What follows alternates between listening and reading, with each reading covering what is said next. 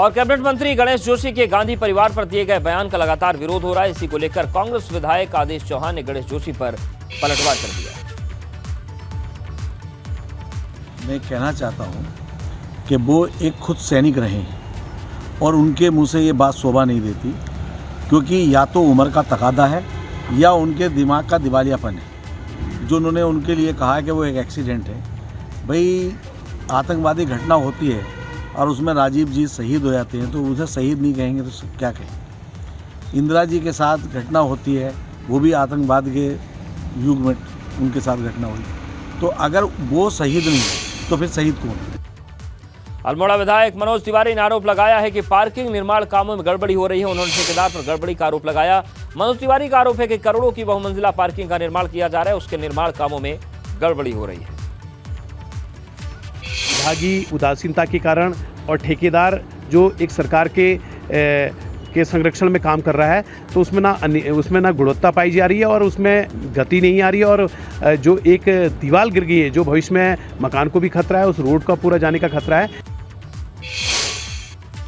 देहरादून नगर निगम board की बैठक हुई। बैठक में शहर में म्यूटेशन शुल्क और घर घर कूड़ा उठाने कूड़ा शुल्क में बढ़ोतरी समेत जमीन कब्जे को लेकर बहस हुई। इस बैठक में 16 प्रस्ताव रखे गए। कुछ प्रस्तावों को लेकर पार्षदों ने हंगामा भी किया है।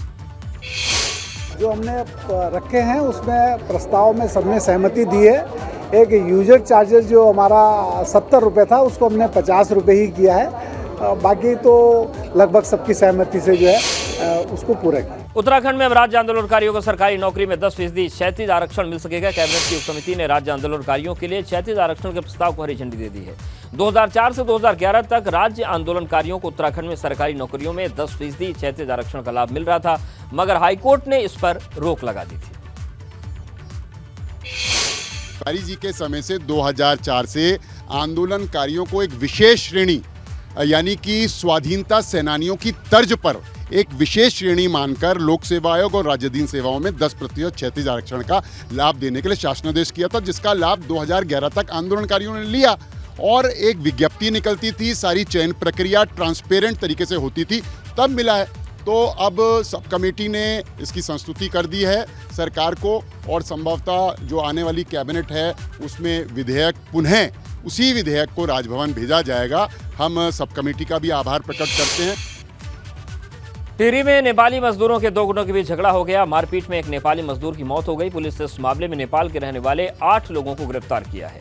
बताया जा रहा है कि घुत्तू क्षेत्र में कुछ नेपाली मजदूर दुकान में सामान लेने गए थे और इसी दौरान विवाद इतना बढ़ा कि एक की मौत हो गई।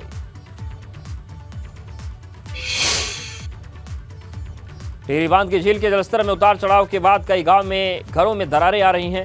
दरारों से हो रहे नुकसान का संयुक्त विशेषज्ञ समिति ने सर्वे किया। इस दौरान ग्रामीणों ने झील से हो रहे नुकसान की जानकारी दी थी।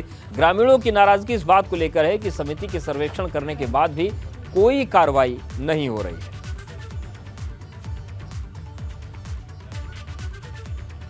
तो देखिए, तस्वीरें आपको दिखा रहे हैं किस तरीके से बड़ी बड़ी दरारें हैं और ये दरारें डराने वाली हैं। और जब इन दरारों को देखिए तो जोशीमठ सी तस्वीर उभरती है और ये लगता है कि कहीं जोशीमठ जैसे हालात तो यहाँ नहीं पैदा हो रहे हैं।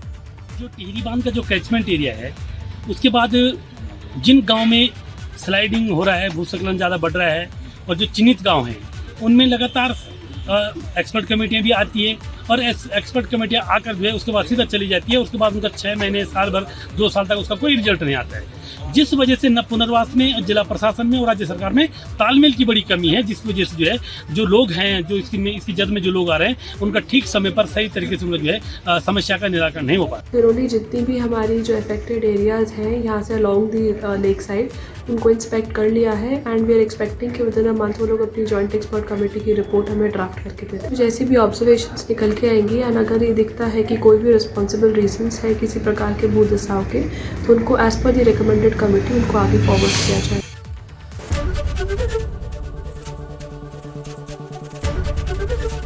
एबीपी गंगा, खबर आपकी, जुबान आपकी।